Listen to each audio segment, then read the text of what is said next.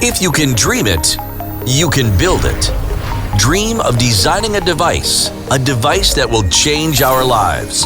Now imagine you can make it happen. Make it real. Make it fast and powerful. Make it intelligent and make it learn. Make it analyze and predict. Make it fun and creative. Make it look sharp and gorgeous. Make it friendly, user-friendly. Make it efficient and productive. Make it smart and connected. Make it prevalent and extensive. Make it secure and protected. Make it safer and autonomous. Make it sound clear and pure. Make it speak and understand. Make it free, truly wire-free. Make it sweat and stay in shape. Make it move and sense all around you. Make it grow and make it nourishing. Make it all happen with SIVA. SIVA licenses ultra-low power smart sensing and wireless connectivity solutions. SIVA's IP powers more than 10 billion devices worldwide. Dream it and make it with SIVA.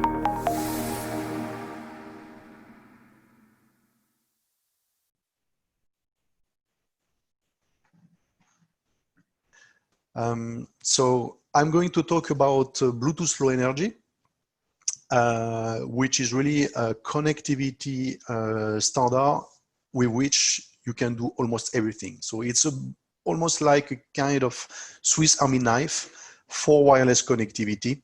And I will explain you all what you can do, all the target application that are enabled by the underlying features. So first, some data about the Bluetooth market. So the Bluetooth market is very big, growing steadily for the last many years and continuing for the next many years. So just to give a bit of an example, in 2010, there were roughly 1.5 billion devices shipping with Bluetooth. So which was already great, but as you compare with today, so in 2020, we expect more than 4.5 billion units shipping with Bluetooth. And by 2024, it will exceed 6 million units.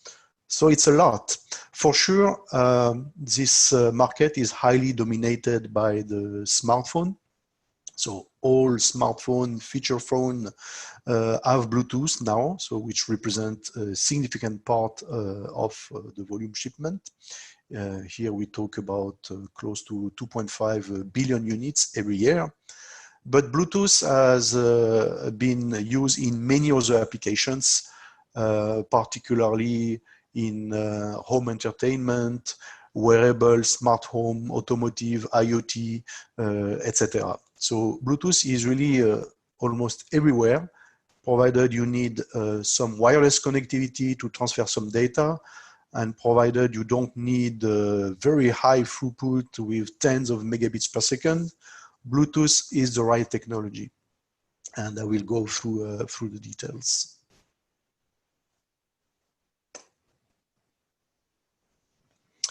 So Bluetooth, unlike many other wireless technologies, is a kind of solution-oriented technology. So what it means is that the standard, the specification, actually specified everything from the PHY up to the applications in order to ensure compatibility. It's not only a pipe, a wireless connection, it's really a solution, a turnkey solution for given applications. So for instance, if you talk about some application where you just need to transfer some data, like sport and fitness devices, you know, the wristband, medical devices, input and control. So basically the mouse, keyboard, remote controls, etc. And basically everything you can connect to internet, so any kind of wireless sensors. So that's what we would call a data type of application.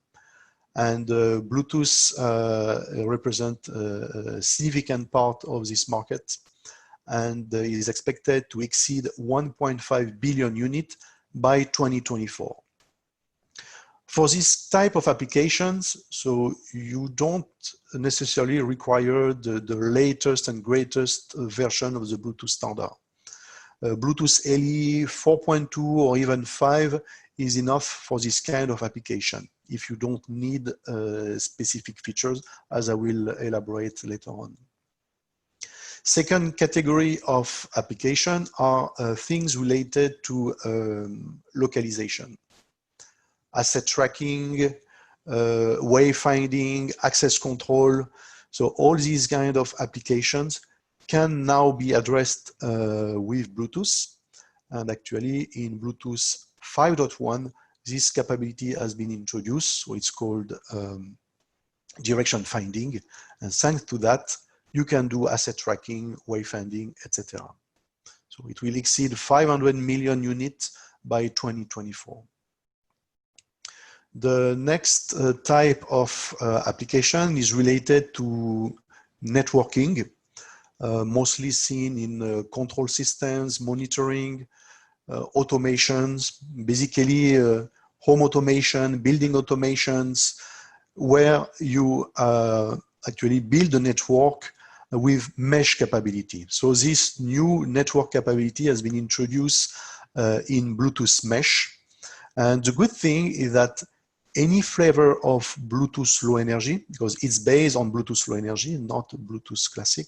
So any flavor starting from Bluetooth Low Energy 4.2, 4.2 is recommended, even if you can go with Bluetooth Low Energy 4.0. So any Bluetooth Low Energy flavor can be used for mesh. So that's the reason of the success of Bluetooth Mesh today. So it's really a new market and growing steadily, as it will probably be close to 900 million shipments by 2024. Last but not least is application related to audio. I think most of us, so guys in the technical area, but including any people who are not techie guys, when we talk about Bluetooth, they think about audio, to connect a headset to a smartphone or a tablet, etc. So Bluetooth somehow can be seen as a synonym of music streaming. So that's why audio represents the biggest market for Bluetooth, will exceed 1.5 billion units by 2024.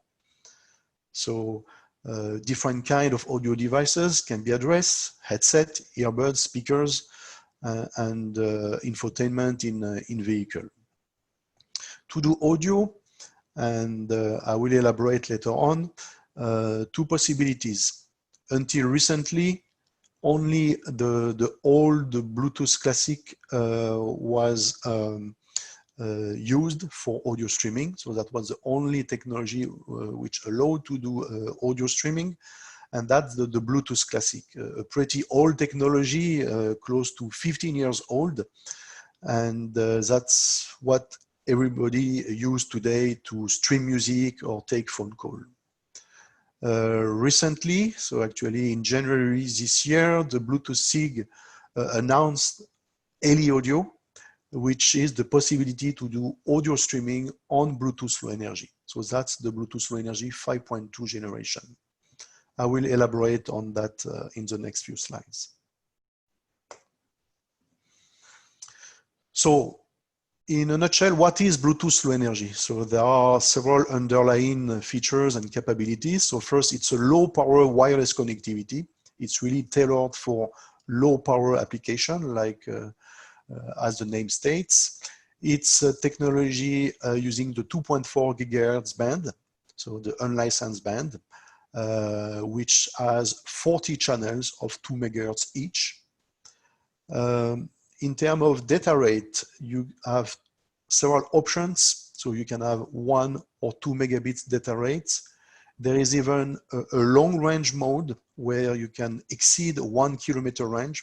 So Bluetooth Low Energy is not anymore a short range wireless connectivity. It can also enable a long range type of application.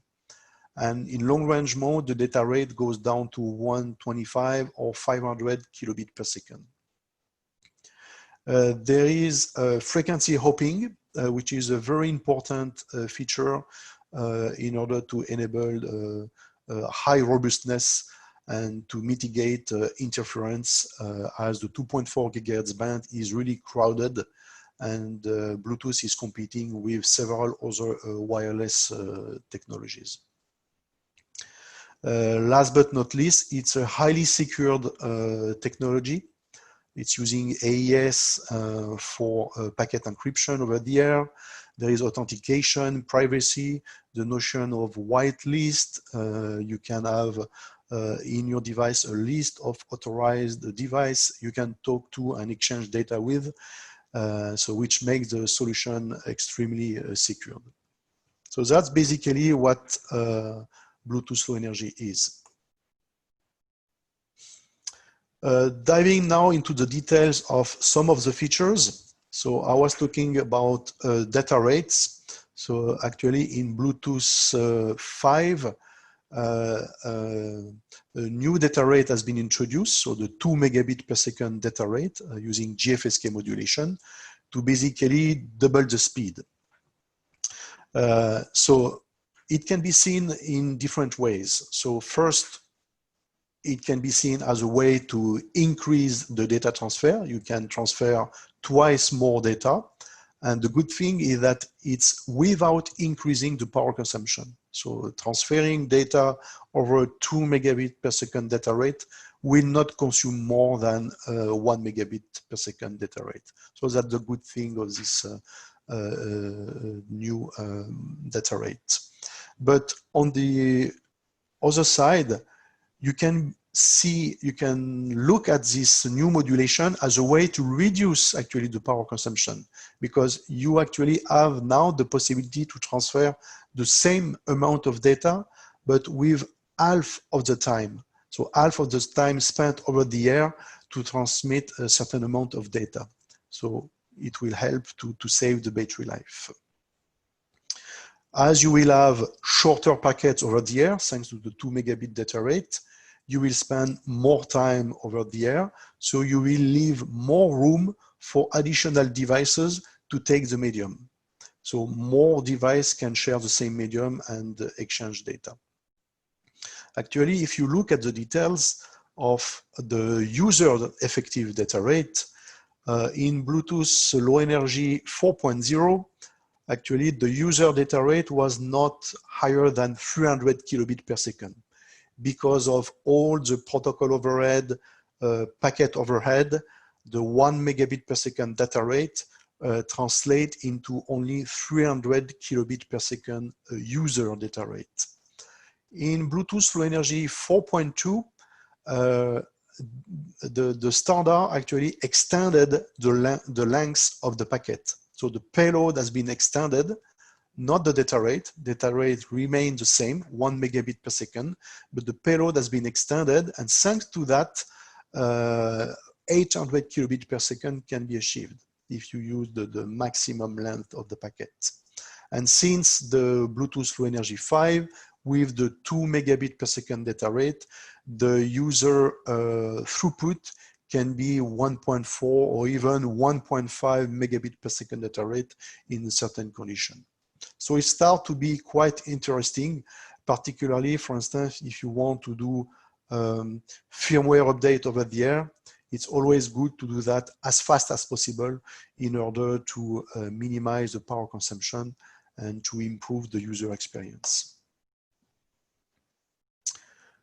Another feature introduced in Bluetooth 5.0 is the long range. So Bluetooth and Bluetooth Low Energy is still perceived today as a personal radio network, meaning a short range wireless connectivity with basically a few 10 meters range. So that's what was the case until Bluetooth 5.2. But since Bluetooth 5, the range has been extended thanks to two things. So first, the new data rate, the 125 and 500 kilobit per second data rate. So it's lower data rate, but it allows to go much farther.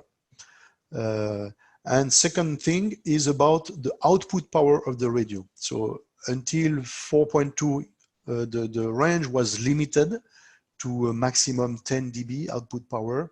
And since Bluetooth 5, there is a possibility to go up to 20 dB output power in certain conditions. And overall, it extends significantly the range. So it multiplies basically by 12, and which allows use cases where you can have actually 1 kilometer range or more. There are certain applications with line of sight and good condition which can actually reach several kilometers, 2, 3, or 4 kilometers range.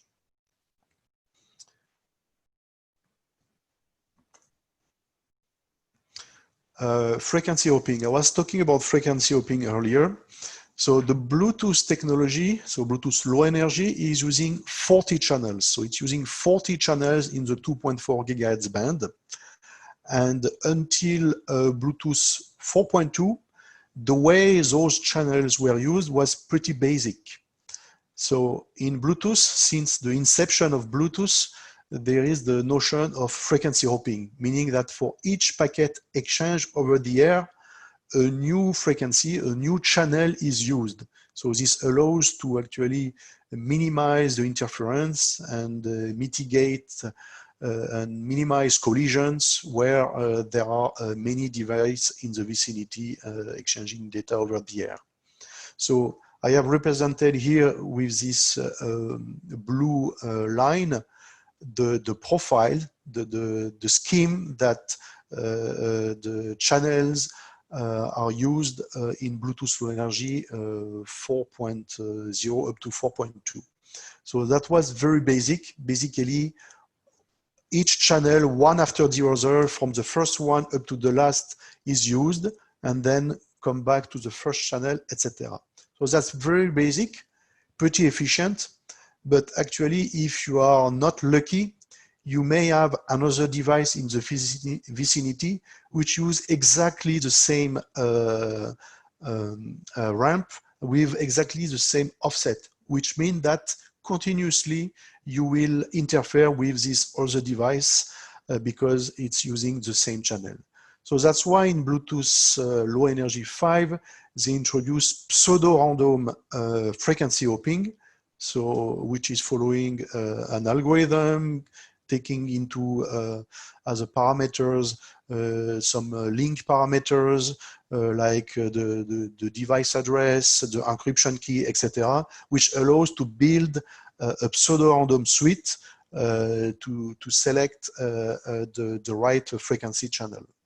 So it allows to significantly reduce the interference and the collision with peer devices, as it reduces significantly the probability to use a channel which is used by another device.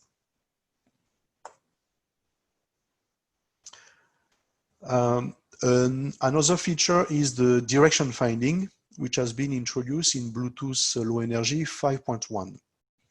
So that's a very interesting feature because it allows to do sub-meter accuracy, and in some good condition, you can have tens of centimeter accuracy in order to position or track a device. There are actually two different types of applications which can be addressed with direction finding. The first one is indoor positioning, which is based on angle of departure. Basically, in this scenario, you have a beacon transmitting AOD signals through an array of antennas. Actually, there is a pattern which is sent alternatively on each antenna.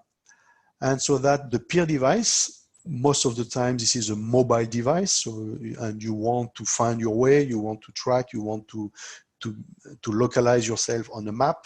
So the mobile device can receive those signals through a single antenna. And thanks to the fact that those signals have been sent through different antennas, they are received by the mobile device with a difference in the phase. So this phase difference can be calculated and leading to some direction. And combined with either the RSSI or combined with signals coming from other beacons, you have the possibility to map yourself and to do some indoor positioning. It's particularly interesting in public area like a shopping mall, etc. Other application is asset tracking. So this is the other way around. So it's based on angle of arrival. And in that case, the asset that want to be tracked establish a connection with a beacon. And here, this asset will send signal to the beacon through a single antenna. And this signal is received by the beacon through an array of antennas. And so that's the opposite scenario of the indoor positioning. In this case, those signals received by each antenna are received with a phase difference. And so a new direction can be calculated. And with some triangulation by means of several beacons or with the help of RSSI measurement, you can actually track a device with quite good accuracy.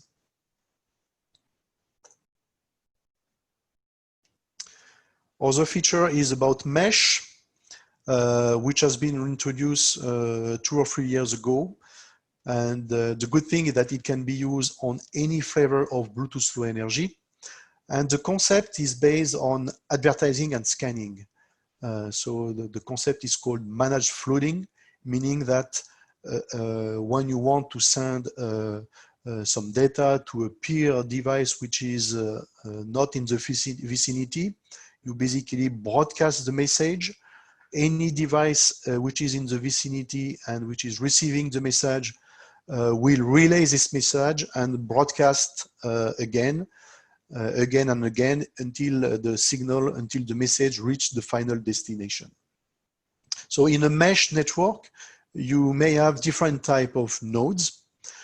So you have the relay nodes, basically, which retransmit the message which has been received. You can have low power modes, and that's really the beauty of the technology, because mesh in essence is not a low power technology, because you need to be listening continuously in order to convey a message, but you have the possibility to have low power nodes with low duty cycle, so connected to the network. When, for instance, a temperature sensor, if you want to get the temperature from this sensor from your mobile phone, or you want to set a threshold to trigger an alarm where, for instance, the temperature goes below 0 degrees Celsius, so you can send a command to this temperature sensor. So the message will be conveyed through the mesh network. And if the device or the low power node is in sleep mode at that time, the message can be stored temporarily into what we call a friend node. So a friend node is an always on mesh node, which is in the vicinity of the low power node and will store temporarily the message until the low power node wakes up. Last type of node is what we call the proxy node. This is a way for smartphone to be able to interact with a mesh network, because today the limitation is that smartphones, so Android and iOS, don't support the possibility to tailor the advertising packets which are used for a mesh network. So in order to overcome this situation, you have the possibility to connect a smartphone to a mesh network by establishing a real connection over GATT. And then so you connect to a proxy node, and then this proxy node will basically bridge the communication to the rest of the mesh network. So you can't do any type of application over mesh. So all the legacy profiles which have been specified for mesh cannot be used over Bluetooth mesh. So there are new applications, new profiles which has been specifically defined for mesh application. The most popular one is definitely lighting. So a new profile has been defined for a lighting application. But you can also do some other sensors for industrial, building, smartphone applications, or even asset tracking. Last but not least is about Bluetooth audio. That's really the biggest market for Bluetooth. As I mentioned earlier, you can do audio over Bluetooth Classic.